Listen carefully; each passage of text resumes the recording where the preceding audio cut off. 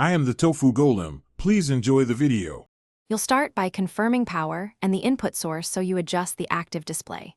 Use the remote to open the TV menu and go straight to picture or display settings. This is where scaling and aspect live.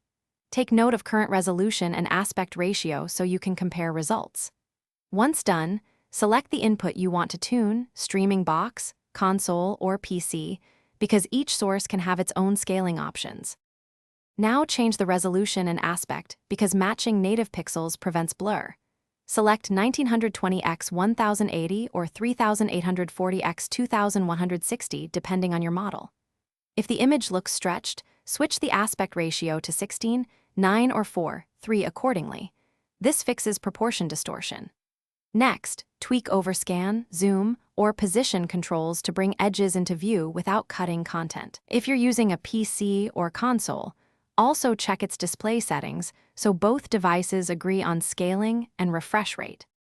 Finish by fine-tuning with a test pattern or grid so you can confirm straight edges and correct centering. Small position moves matter. Save your settings, then reboot both the TV and the attached source to force a clean handshake and apply scaling. If things still look off, swap HDMI ports or try a different cable. Bad edited communication can cause wrong resolution. One troubleshooting tip: enable PC or game mode on both devices to bypass aggressive post-processing that alters size. Thanks for watching. Consider subscribing if we helped you today.